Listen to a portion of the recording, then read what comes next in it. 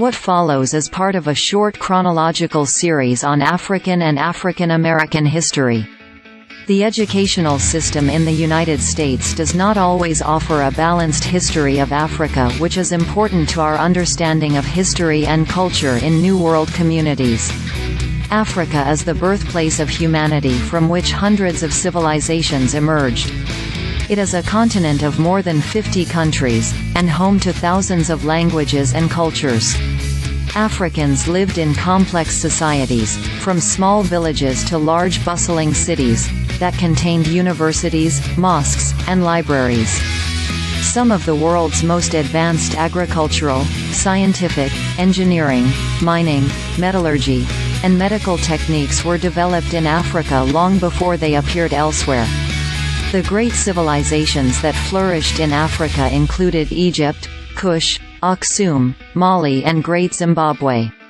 From 1100 AD, Timbuktu, situated in present-day Mali, thrived as one of the world's most important centers of culture, learning and architecture. African civilizations featured vibrant trading economies as well.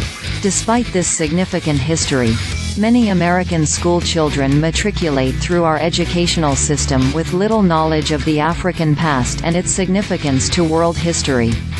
According to an Education Week survey of Black history instruction in K-12 education, 65% of the 401 educators interviewed said that their state does not mandate Black history instruction. Only 12 states require some form of Black history curriculum, and that number is changing.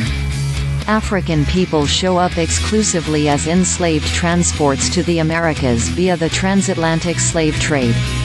Our textbooks introduce Africans as victims, using this history as a segue into African American history while ignoring the rich history of their ancestral lives prior to captivity.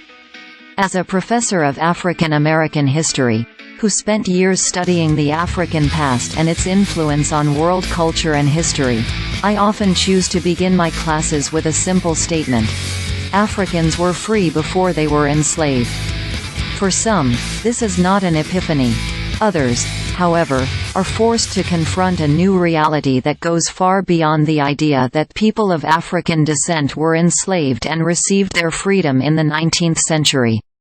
Africa's history is complex and stretches back through centuries of dynasties. Africa contributed to our knowledge and understanding of ancient writings, languages, agriculture and engineering. Its extensive trade system connected the continent with Asia and India, producing a lively exchange of goods such as grains, metals, and gold.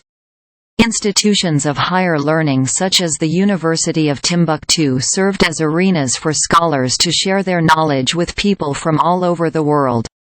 African peoples were diverse, hailing from both urban and rural societies.